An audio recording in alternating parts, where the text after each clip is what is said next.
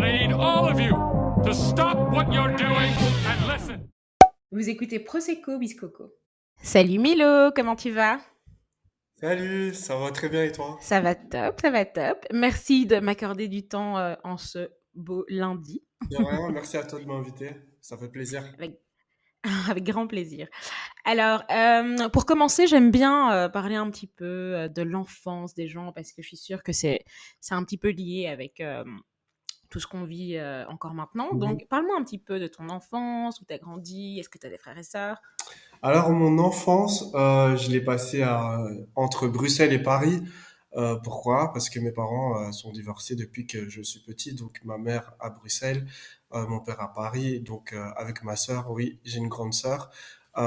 Donc avec ma sœur, on était tout le temps dans le Thalys. Le Thalys, c'était vraiment notre vie. On l'a vu évoluer avec le temps, donc des années 90 jusqu'à maintenant, quoi. Donc ouais, on est des habitués du Thalys et ouais, toujours un pied entre Bruxelles et Paris. Euh, Année 90, dis-moi, t'as quel âge, Milo? Ah, ça, c'est une des questions qu'on me pose le plus souvent. On me dit parfois, oh, t'es vieux, des fois, oh, t'es trop jeune. Mais ouais, cette année, j'ai 25 ans. Donc, ouais. Donc, pour les gens qui me suivent, ils me disent, ah, t'es vieux. D'autres personnes qui me suivent, ah, t'es encore jeune, etc., etc. Donc, je pense que c'est moyen, moyen. Mais pour moi, on reste toute la vie jeune. Moi, je te confirme. J'ai envie de te dire que je suis d'accord là-dessus, mais 25 ans, tu es jeune et frais, Mhm, mec. mhm, mhm. Ouais. No stress. Comment ça s'est passé pour toi de grandir donc entre la Belgique, la France et tes origines congolaises? Parce que je n'ai aucun doute sur le fait que tu as des origines congolaises. Tu es bien la première personne à me dire ça parce que allez, tout le monde a sa petite opinion. Ah, il doit être somalien, ah, il doit être sénégalais ou quelque chose comme ça. Mais non, je suis bel et bien congolais. Euh, donc, comment j'ai grandi? Ben, on m'a éduqué plus ou moins à l'européenne, mais avec mes valeurs et l'histoire de mon pays et l'histoire de ma famille, euh, nos valeurs congolaises, notre histoire, et on est très fortement attaché à ça. Et, ouais, c'est plus ou moins comme ça Et que ton j'ai père, grandi. il vient d'où du coup? C'est ta mère qui est congolaise, c'est ça, hein? Mes deux parents sont congolais, donc oui, je suis. Ah ok, tes deux parents sont congolais. Ok. Et t'as déjà été au Congo, Oui, tiens. oui, oui, j'ai déjà été au Congo, à Lubumbashi, et cet été, on croise les doigts pour aller à Kinshasa, ouais, parce que ouais, non, c'est vraiment une destination de rêve. Franchement, c'est un très beau pays qu'on a. J'ai vu que tu avais été dans le Vogue. Est-ce que tu peux un peu me parler Mhm. de comment ça s'est passé pour que tu es dans le Vogue? Est-ce que c'est un shooting où tu as participé et qu'il a été placé dans le Vogue ou alors on t'a appelé un matin et on t'a dit, ben, en fait, tu vas être dans le Vogue? Non, en fait, c'était un shooting pour Mouss Lamrabat, qui est un très grand photographe d'origine marocaine, mais de nationalité belge. Donc oui, il m'avait dit, oui, je bosse sur un projet et j'aimerais bien que tu en fasses partie, et j'ai accepté directement. Et au début, il m'a pas dit que c'était pour le Vogue, puis après, il m'a laissé sous-entendre qu'il y aurait beaucoup de publications, donc oui. J'étais quand même bien surpris. Il voulait me faire la surprise et j'ai été bien surpris. Donc, ouais, ça s'est passé comme ça. Et comment ta carrière de mannequin, elle a commencé en fait? Comment, à quel moment de ta vie tu t'es dit, en fait, je suis trop beau gosse et je vais être mannequin? Zaina, je vais être honnête avec toi, c'était la pagaille. Franchement, j'ai fait comme ça. Parce que quand tu commences une carrière de mannequin, il y a personne qui te donne les codes, il y a personne qui te dit comment commencer. Oui, il y a personne qui t'explique le milieu en fait. Donc moi, j'ai commencé, je posais des questions sur Internet à des gens qui étaient mannequins, mais ils te répondaient vraiment vaguement. Je sonnais, j'envoyais des mails, il y a personne qui me répondait favorablement. En plus, moi, j'ai commencé, c'était en quelle année? Genre vers 2012, 2011, quelque chose comme ça. Et à l'époque, bah, les mannequins noirs, surtout ici en Belgique, bah, il y avait pas de taf pour eux. Il y en avait un par agence. Même, je pense que il y en avait même pas encore dans les agences. Donc oui, ça a été très compliqué. J'ai vraiment commencé à travailler en 2018, mais j'étais déjà signé en 2016, 2017, quelque chose comme ça. Et ouais, ça a été très fastidieux au début, mais Dieu merci, allez, ça a changé, ça a pris une bonne tournure pour moi. Mais sinon, au début, c'était très difficile. Ouais. En plus de pas savoir les codes de comment devenir mannequin et qu'évidemment les gens ils ont pas trop envie de te dire non plus parce que vous êtes en grosse Mhm, concurrence mhm. j'imagine, mais c'était quoi tes vrais challenges au début? Est-ce que c'était beaucoup plus de dire à ta famille ouais en fait je vais et à ton entourage hein, je vais être mannequin parce que j'imagine que les gens se disent pas direct que c'est un métier vraiment enfin tu vois c'est un Mhm. peu les gens se disent un peu c'est Ouais, compliqué ouais, tu ouais, vois ouais. c'est enfin, et c'est le cas ou alors c'était vraiment plus avec les agences de les démarcher en fait. En fait, oui, les challenges, ils étaient un peu partout. Ils étaient non seulement pour moi, pour mon entourage et pour les agences aussi. La première chose, c'était vraiment pour moi. Je voulais me dire, oui, j'ai envie de faire un truc que j'aime. Ça a l'air d'être cool. Je vois que j'ai des potes qui sont dans le milieu. Ça a vraiment l'air de marcher pour eux. Ça a l'air d'être cool. Ils font des trucs cool. Ensuite, les agences, bah, essayer de leur dire pourquoi ce serait bien pour eux qu'ils me signent, etc.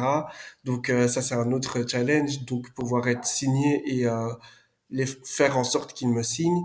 Et le troisième challenge c'est évidemment la famille parce que eux ils te regardent mais ils sont un peu dubitatifs. Donc leur montrer que voilà j'ai signé, voilà j'ai fait ceci cela et là ils commencent à comprendre. Même mon père a commencé à me prendre au sérieux quand je l'ai emmené à mon tout premier casting l'an 20. Là il s'est dit ah ouais ok là mon fils il me raconte pas des bobards hein. C'est vraiment sérieux. Puis après, quand j'ai eu ma première campagne, H&M Moschino, ma première, c'était ma plus grosse campagne à l'époque. Et ouais, là, il s'est dit, ouais, ok, là, je te fais confiance Mon maintenant. fils est dans le game pour de vrai, quoi. Ouais, voilà. Parce qu'au début, c'était vraiment pas ça. J'imagine. Mais moi, il y a un truc que je me demande toujours, c'est, tu vois, c'est quoi le taf des agences en réalité? En quoi est-ce qu'elles t'aident vraiment? Est-ce que et aussi comment ça se passe de travailler avec eux? Est-ce que genre elles sont là en train de te dire ah ouais, tu dois plus manger, tu dois prendre 10 kilos, tu dois faire du sport? C'est quoi en fait le lien que tu as avec ton agence? Le lien qu'on a avec les agences, en fait, les agences, il y en a qui vont s'occuper de ton développement. Donc, euh, te faire des tests shoot, t'envoyer à des Go NC, t'envoyer sur des castings. D'autres vont plus se focaliser sur tes contrats, donc négocier les prix avec les clients, etc., etc. Et pour tout ce qui est du poids, etc., je pense que ils sont pas trop à cheval dessus, sauf quand tu commences vraiment à te transformer entre guillemets. Donc quand tu commences à sortir des measurements requis. Donc là, on va te faire des petites remarques. Oui, essaye de bien faire attention à ce que tu manges. Oui, faire un peu plus de sport, etc. Personnellement, moi, j'ai jamais eu ce problème-là parce que en soi, je suis skinny et mon personnage, Je te déteste. mon personnage fait en sorte que, ouais, Milo, il est skinny et son personnage se vend comme ça et pour l'instant, ça marche pas. Donc, ouais, personnellement, moi, je Ouais. ressens Et pas quand la. les agences te coachent et tout, est-ce que tu payes pour ce coaching? Ou genre pour ton book, est-ce que tu as dû sortir de l'argent avant d'en recevoir? Ou alors vraiment à partir du moment où tu signes, eh ben c'est bon, t'es pris en charge, quoi. Payer, non. Pour des coachings, en fait, il n'y a pas de coaching spécifique. Donc, quand tu rentres en agence, là aussi, c'est vraiment. En fait, moi, j'ai tout appris sur le tard. Il y a personne qui m'a dit comment ça se passait. Donc, ouais, pour apprendre, tu regardes sur YouTube, enfin, tu te documentes, etc. Tu demandes à d'autres personnes qui ont signé avant toi comment ça s'est passé pour elles. Mais ouais, pour les coachings, non, ça se paye pas. Il n'y a pas de coaching spécifique en agence. Mais pour le book, oui, il faut le payer. Mais maintenant, les books, ça se fait plus trop. C'est plus les test shoots une fois que tu as signé. Donc, pour avoir de la matière, on va dire. Donc, pour avoir de la matière, des photos à proposer aux clients, à la liste des clients de ton agence, ben là, oui, il faut que tu aies des photos présentables. Donc, oui, là, il faudra sortir de l'argent Et éventuellement. c'est combien ça d'ailleurs?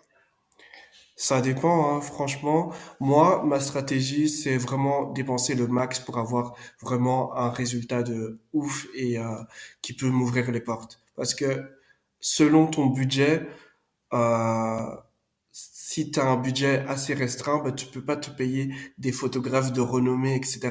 Donc moins de visibilité parce que ces photographes-là ont aussi des clients qui les suivent et qui peuvent être tes potentiels futurs clients. Donc oui, dépenser un max. Au début, c'est dur, hein, parce qu'au début, t'es vraiment pas payé. C'est plutôt toi qui dépenses de l'argent. Et ça, il faut vraiment le savoir. Je pense que ça, c'est vraiment un truc que les gens doivent savoir. C'est que les premiers mois, voire les premières années, c'est vraiment de la souffrance et enfin, de la souffrance et de la dépression parce que tu payes plus que tu n'es payé, quoi. Et j'ai vu que tu avais changé d'agence, je crois. Est-ce que tu peux m'expliquer un peu toutes les agences où tu as été et pourquoi, à quel moment tu as décidé de changer? Est-ce que c'est genre comme au foot ou genre une agence va, entre guillemets, te racheter? Enfin, tu vois, comment ça se passe? Ah non, non, non, non, non, non, non, pas du tout, pas du tout. J'aurais aimé. Mais oui, donc j'ai tout d'abord commencé en 2015 ou 2016, quelque part par là, j'étais chez Flag Models. Puis un an ou deux après, j'étais chez Dominique. Et puis quelques temps plus tard, chez IMM. Et franchement, je m'y plais bien pour l'instant. Bon, pourquoi tu as changé d'agence comme ça? Ah, pour les changements, malheureusement, ça ne se passe vraiment pas comme au foot. Moi, j'ai changé. Enfin, la raison pour laquelle j'ai beaucoup changé d'agence, c'est parce que je me sentais vraiment pas compris. Et faut pas oublier que à cette époque-là, les Noirs, enfin, Virgil Abloh venait de faire son entrée avec les Kanye West, etc., dans le monde de la mode. Donc, les Noirs, on n'en voyait pas beaucoup. On savait pas trop comment les marketer, etc., etc. Surtout ici en Belgique, comme je dis pas que tout vient plus tard, mais la mode déjà, c'est un milieu restreint, donc les gens restent entre ce qu'ils connaissent, et, etc., etc. Donc ouais, je voulais une agence qui me comprenne et qui comprenne mes idées, ce que je voulais apporter et la manière dont je voulais le faire. Ouais, c'est ceux avec qui ça n'a pas vraiment collé. Bah, je me suis dit, bah, je vais me libérer et trouver ailleurs, voir si quelqu'un comprend ma vision. J'ima- J'imagine que le mannequinat, c'est comme tous les autres métiers du monde. C'est pas évident d'être noir quand tu es dans une population où tu es en minorité, évidemment. Est-ce que tu as des petites histoires un petit peu, allez, on va le dire, marrantes, même si en toi, c'est pas marrant, mais tu vois ce que je veux dire, où tu as vécu le racisme vraiment dans la mode, où tu t'es fait, ah ouais, en fait, Mhm. merde. Tu vois, tu as toujours un moment au boulot comme ça où tu réalises que tu es une minorité. Et ça s'est passé comment pour toi dans le mannequinat? Alors, j'ai deux grosses histoires. La première, j'étais à Paris, c'était pendant un casting, je sais plus pour quelle marque c'était, mais le directeur de casting, il me fait, t'es beau, toi. Je fais, merci. Il me fait, ouais, t'es de quelle origine? Et donc, tu vois, c'est pour ça que je te dis que tout le monde me demande mon origine. À chaque fois, partout où je passe, on me demande quelle origine je suis. On me dit jamais congolais du premier coup. Donc, je lui dis, oui, je suis congolais. Et il me dit, ah ouais, c'est bizarre, hein, j'aurais pas dit ça. Je fais, ah oui, pourquoi donc? Il me dit, ouais, parce que les Congolais, vous êtes... Et il me dit, ça comme ça. En mode, oui, on a des gros traits, on est... ouais. Il me dit, ouais, d'habitude, les Congolais, vous êtes pas très beaux et tout. Il me dit ça comme ça cache. Je dis, ah, bah, merci pour cette belle réflexion. Et, ouais. Ouais, franchement, ça, quand t'es vraiment pas préparé, bah oui, ça te pique. Et moi, j'ai un visage très expressif, donc quand je suis pas content, bah ça se remarque. Et face à des remarques comme celle-ci, bah, je suis dans la légitimité de modifier l'humeur de mon visage. Donc oui, ça fait ressentir que j'étais pas content, donc j'ai pas été pris. Et ensuite, la deuxième histoire, c'était ici en Belgique, c'était un casting pour une compagnie aérienne. On va pas dire le nom. Donc j'arrive au casting, bah je vois déjà le casting, il t'annonce la couleur. Donc j'arrive au casting, je vois que je suis le seul noir. Je me suis dit, en 2000, c'était en quelle année? 2019 ou 2018? En 2019-2018, je suis le seul noir. C'est un peu bizarre pour un casting.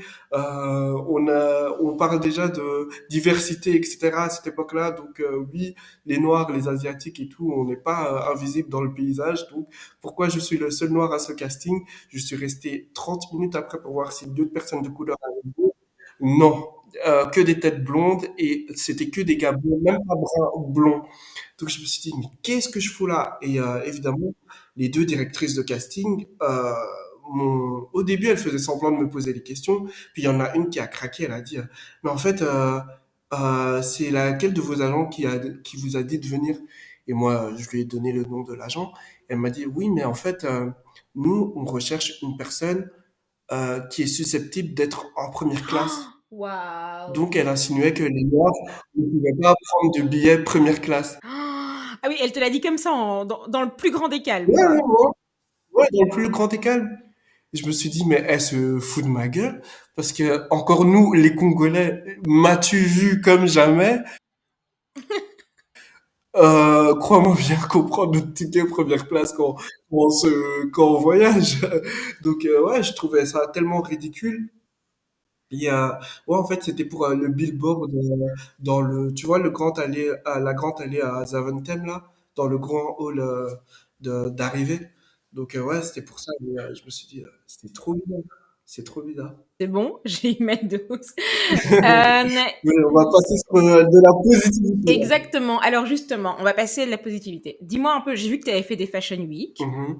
Tu peux me dire un peu quelle Fashion Week ou pourquoi tu as défilé, pour qui, pardon, tu as défilé? Et vends-moi un peu du rêve après ces horribles histoires. Alors, la Fashion Week, moi, faut savoir que je suis pas très grand de taille, malgré ce qu'on peut voir sur les photos. Donc, les Fashion Week, je peux pas vraiment défiler, à part si une marque me kiffe vraiment. Donc, je vais quand même au casting, mais je sais que dans ma tête, je dois pas avoir trop d'attentes ou d'espérance.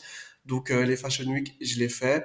Mais ce qui est bien en Fashion Week et ce qu'il faut savoir, c'est qu'il n'y a pas que des castings pour les défilés. Il y a aussi des castings pour des magazines, pour des éditos, etc., etc.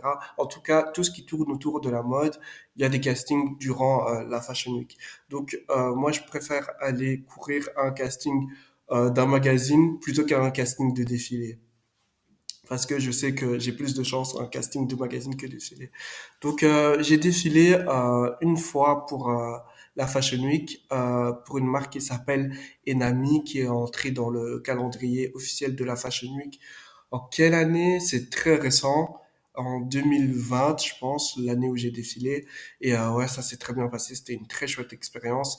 Et sinon, quand je défile pas, bah, j'assiste à des défilés ou alors je suis toute la journée jusqu'au soir en train de tourner et de démarcher les castings à Paris. Comment ça se passe quand tu cours de casting en casting? Est-ce que entre mannequins, vous faites des sales coups ou alors tout le monde est en mode bonne ambiance et tout le monde s'entend bien? Je dis toujours à tout le monde que les Fashion Week, c'est vraiment les endroits où tu peux te faire des amis. Et ce qui est cool, moi je kiffe vraiment les Fashion Week, surtout quand c'est pour les castings, c'est que tu revois des gens du bout du monde que t'as pas vu depuis 3 mois, ou des gens que tu suis sur les réseaux du bout du monde et que tu revois à chaque Fashion Week, quoi. Et ouais, c'est vraiment très bonne ambiance. À chaque Fashion Week, je me fais une nouvelle bande de potes avec qui je passe toute ma Fashion Week, donc des castings, au défilé, aux soirées, etc. Ouais, c'est vraiment cool et c'est vraiment bonne ambiance. C'est stressant, mais c'est bonne ambiance quand même. C'est quoi la collaboration dont tu es le plus fier? Celle dont je suis le plus fier, c'est H&M et, et Moschino. Franchement, je me suis jamais autant amusé sur un set et je pense que dans ma vidéo, ça se ressent. Et ouais, l'équipe était top et ouais, j'ai vraiment kiffé du début à la fin. Tu préfères quoi? Donc, les pubs, les défilés ou les shootings, par exemple, vidéo? J'imagine que tu as déjà fait des vidéos ou quoi. C'est quoi le truc où tu te dis, je suis vraiment le plus à l'aise et si je pouvais, je ferais que ça? Le plus à l'aise, bah moi personnellement, je suis vraiment à l'aise dans tout. Mais maintenant, on est là, on est entre nous. Je vais dire la vérité. Les défilés, moi, ça m'intéresse vraiment pas parce que c'est le moins bien payé. Et nous, ce qui nous intéresse quand même d'un côté, c'est l'argent. Ah ouais? Ben oui, d'office. Donc, euh, une campagne, je dis pas non, ça je dis directement oui. Ensuite, les publicités aussi, parce que ouais, pour plein de facteurs qui engendrent de l'argent, je peux dire que oui. Donc voilà, effectivement. Et tu voyages beaucoup pour ton job, en fait? Moi, non, pas tellement, parce que dans ma tête, je sais où est-ce que je suis le plus, comment on va dire, le plus marketable. Donc, je sais que entre Londres, Paris, Bruxelles, Anvers, là, je sais que je peux avoir vraiment mes clients réguliers, tandis que si je vais à Milan, par exemple, parce que Milan, il faut faire vraiment un certain poids, une certaine taille, etc. Or que Paris, c'est plus les gars un peu dans mon style, un peu skinny, etc., etc. Donc oui, il faut vraiment, et ça aussi, quand on veut commencer le mannequinat, il faut vraiment savoir comment se vendre et où se vendre, et ouais, c'est vraiment des conversations à avoir. Je t'ai stalké sur les réseaux sociaux Dis-moi. et j'ai vu que tu étais clairement un Ah influenceur, ouais. que tu avais quand même une communauté autour de Mhm. toi. Raconte un peu comment ça se passe, où est-ce que tu es le plus présent, ouais, et comment ça se passe la vie d'influenceur en fait. Mais l'influence, ça m'est vraiment tombé dessus, vraiment comme ça. Mais je pense aussi que c'est dû à mes fréquentations parce que la plupart de mes potes sont influenceurs.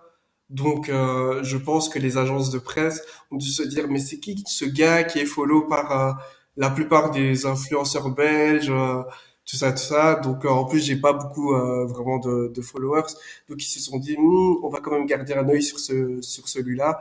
Et donc, ouais, c'est comme ça que ça a commencé.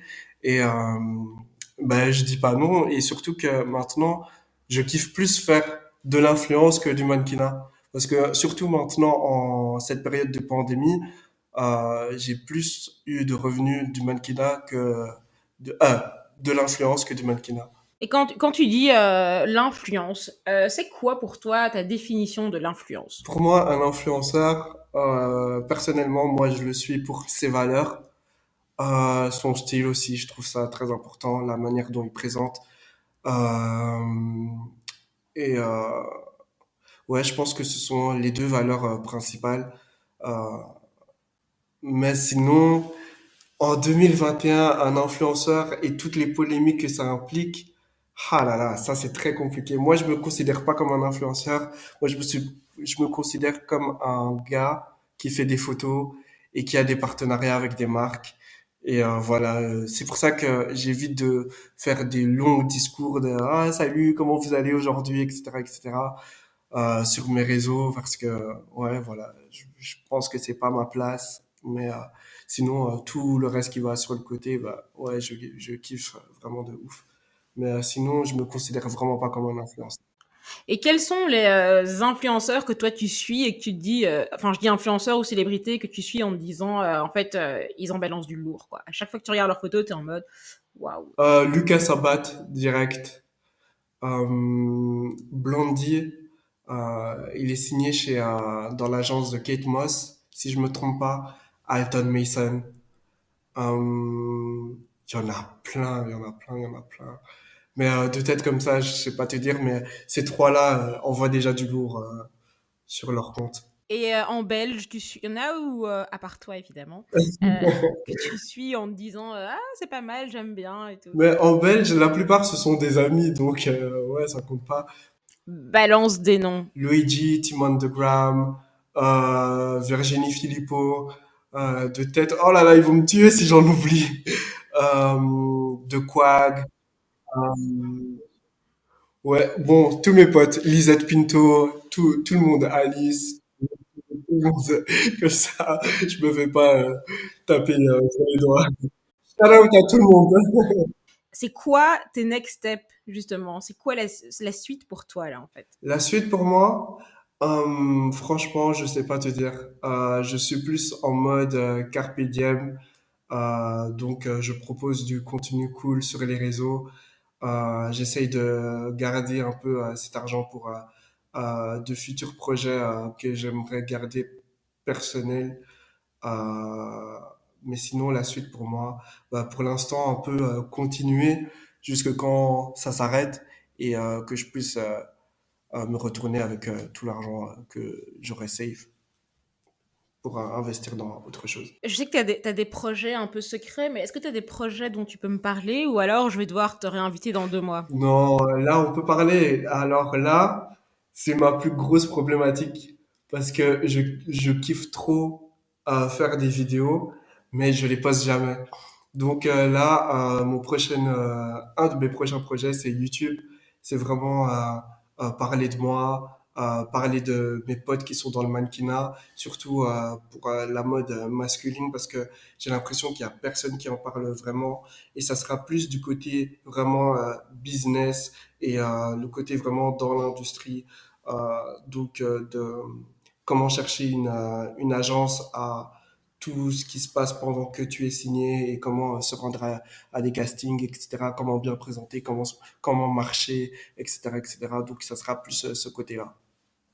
Est-ce que je trouve que pour les garçons, Ah, c'est clair qu'il y a ouais, personne. pour les garçons, et surtout ici en Belgique, pour les garçons, ouais, il y a vraiment aucune explication. Et en fait, moi, toutes les informations que j'ai acquises pendant que je faisais ce métier-là, j'aurais trop aimé les avoir au tout début quand j'ai signé dans ma première agence. Le jour où j'ai signé, j'aurais trop aimé qu'on me dise, oui, ça fonctionne comme ça, comme ça, comme ça, comme ça, comme ça. Au lieu d'apprendre sur le tard. Et même là, avec mes potes mannequins, je me suis dit, ouais, tout ce qu'on sait maintenant, imagine si on avait su ça plus tôt et tout, quand on avait 16 ans, quand on avait 15 ans, etc. Imagine, allez, où est-ce qu'on en serait aujourd'hui, etc. Mais ouais, voilà, la vie a fait qu'on a appris sur le tard, mais c'est pas grave. Tu vas être un mentor pour aider les plus jeunes, du coup, un peu, non? Ouais, aider, menteur, ouais, on peut dire ça comme ça. Je vais plus donner ma vision des choses et mon expérience, parler de mon vécu. Donc, je sais que ce qui a marché pour moi ne marchera pas pour une autre personne, mais si ça peut intéresser des gens ou voir à peu près à quoi ils peuvent s'attendre, ben ouais, je dis ouais, je pense que c'est quand même une assez bonne initiative. Est-ce que tu as un conseil, justement, du coup, si tu devais avoir un seul conseil pour, justement, un mec qui veut se lancer dans le mannequinat et qui n'a, comme toi, genre, aucune idée, genre, le conseil que tu aurais voulu savoir, parce que je suis sûre que tu en as une multitude, mais genre, le truc où tu t'es dit, putain, on m'a pas dit ça, alors que, entre guillemets, c'est la Mhm, base, mhm. quoi. Donc, un des premiers conseils que j'ai lu en signant chez IMM, j'ai regardé dans leur contrat et il était écrit la patience. Et ça, franchement, ça m'a vraiment frappé parce que oui, il faut en avoir de la patience parce que les choses vont lentement. Surtout si vous êtes une personne lambda qu'on n'a jamais entendu parler de vous, il faut vraiment, les choses prennent du temps. Et moi, comme je suis quelqu'un d'assez impulsif, je veux que tout soit fait vite, maintenant, à l'instant. Il faut apprendre à laisser le temps au temps et ouais, la patience en numéro un. Secondement, l'argent. Franchement, quand vous voulez, une fois que vous avez signé, trouvez-vous un travail sur le côté parce que les gars, vous alliez dépenser. Parce que beaucoup de gens pensent que, ah oui, c'est ton agent qui te paye le voyage. Ah oui, la voiture qui vient te chercher, c'est ton agent. Parfois, oui, mais parfois, et quand ils le font, bah, faut savoir que tout ça, faut rembourser et que ça sera repris sur ta facture. Ouais, par moment, c'est repris de ta facture. Sérieux? Ouais, par moment, c'est repris. Ou des fois, ton agence t'avance de l'argent et après, tu dois rembourser. Donc, oui. Comme dit le dicton, emprunter de l'argent coûte aussi de l'argent. Donc, voilà. Donc, vraiment, trouvez-vous, trouvez-vous un taf, trouvez-vous une occupation sur le côté en patientant et en gagnant de l'argent. Et le troisième conseil, ne vous prenez pas trop la tête. Parce que ouais, les dépressions, elles arrivent très très vite, par contre. Ça arrive très très vite. Et pendant un an ou deux, j'étais sur Instagram en train de consoler des gars qui me disaient, ah oui, ma carrière elle est finie, ma carrière elle est foutue, pourquoi moi ça ne fonctionne pas, toi ça fonctionne mieux que moi, etc.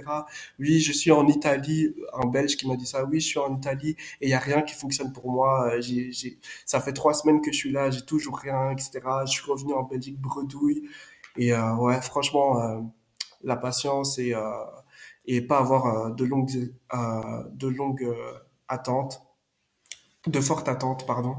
Et je dirais aussi, euh, amusez-vous. Franchement, on oublie trop ça. C'est un métier, certes, mais il faut d'abord s'amuser avant tout.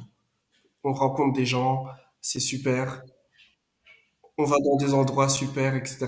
Mais vraiment, profitez de l'instant présent, amusez-vous, oubliez tout le reste et ouais, voilà. Est-ce que, comme dans certains métiers, tu as un âge fatidique où on te dit ah, ben en fait, t'es un peu trop vieux, ou alors, enfin, tu vois? Ouais, moi, ben, tu sais, moi, on m'a toujours dit que la limite, c'était 21 ans. Après, moi, je connais beaucoup de gens plus vieux. Pardon? Ouais. En tout cas, pour les garçons, je sais pas si c'est la même chose pour les filles, mais moi, on me disait toujours 21 ans. Et même quand tu regardes sur les shows, les gars font très très jeunes, surtout à Paris, les gars font très très jeunes. Donc, moi, bah, la plupart des gars avec qui je traîne quand je suis en casting, bah, les gars autour de moi, ils ont 17, 18. Et quand je leur dis que oui, j'ai 25 balais, ils sont là, ah bon, etc. Et oui, beaucoup de... Il y a même des clients qui me disent, non, pas des clients, mais des directeurs de casting qui me marketent pour dire que j'ai 21 ans ou que j'ai 20 ans, etc. Parce que, ouais, l'âge qui avance, je sais pas pourquoi c'est tabou, mais voilà. Donc, 21 ans, on m'a dit que c'était over. Mais moi, on m'a dit que j'avais de la chance parce que j'ai une baby face. Donc, je sais pas si ça me sauve mais on en profite. Mais c'est pas parce que vous avez 21 ans ou 22 que ça va pas prendre pour vous. C'est vous et votre chance. Essayez toujours. Alors, pour terminer, j'ai genre 3-4 questions, et il faut juste que tu me répondes par des noms, enfin, tu verras bien. Ça va? T'es prêt? Dis-moi. Alors, c'est quoi ta marque préférée? Alors, ma marque préférée, Dior. Sans exception. Dior Homme par Kim Jones. He's the GOAT. Je l'aime trop. Je suis trop fan. Ton photographe préféré? J'en ai deux. Alors, le premier, c'est David Lachapelle. Ouais.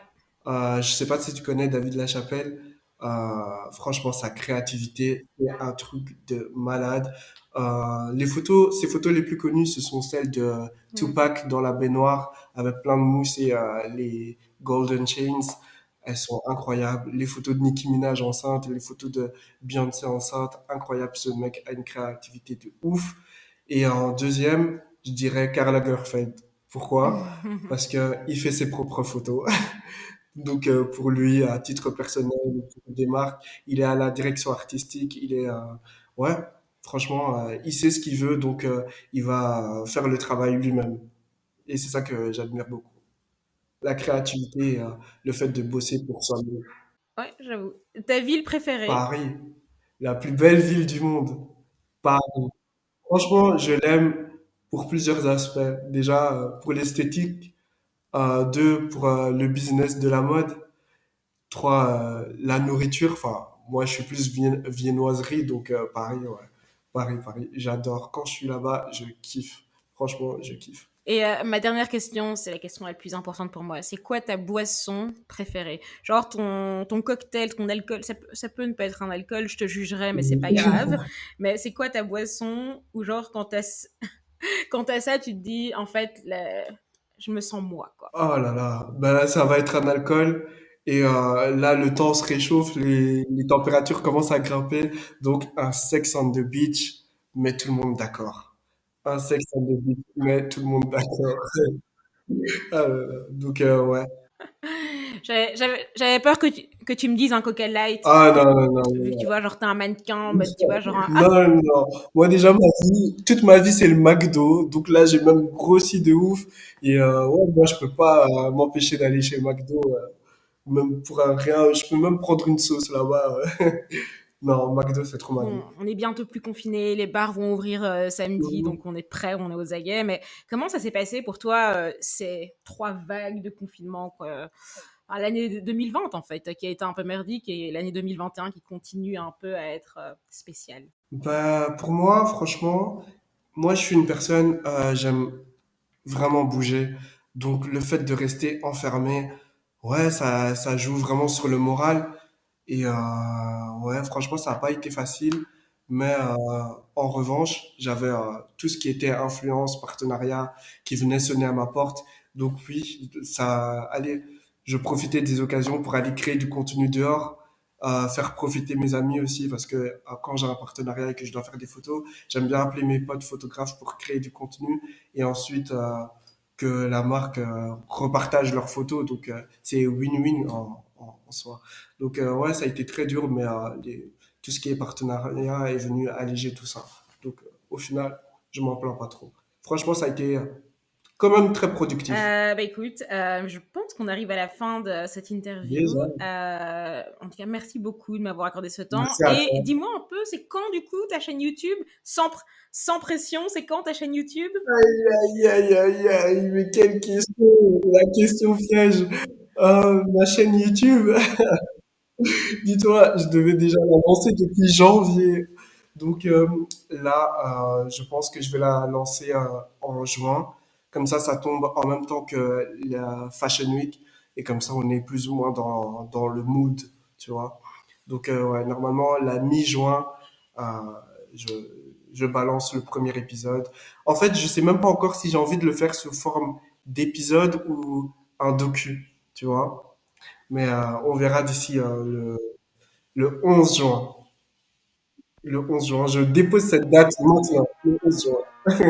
Le Il a déposé la date le 11 juin, donc voilà. dépose la date, le 11 Ok, bah juin. écoute, j'ai trop hâte de voir ça en tout cas. Ah, merci. Bah, je t'enverrai le lien en avant-première alors.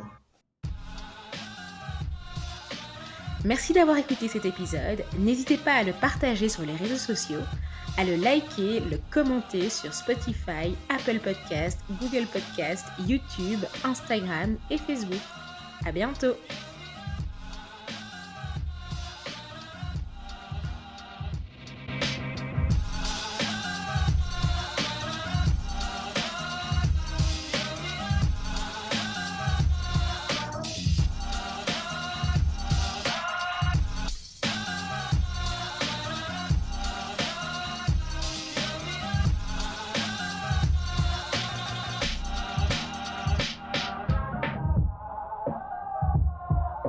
Yep, it's made with bits of real panther, so you know it's good.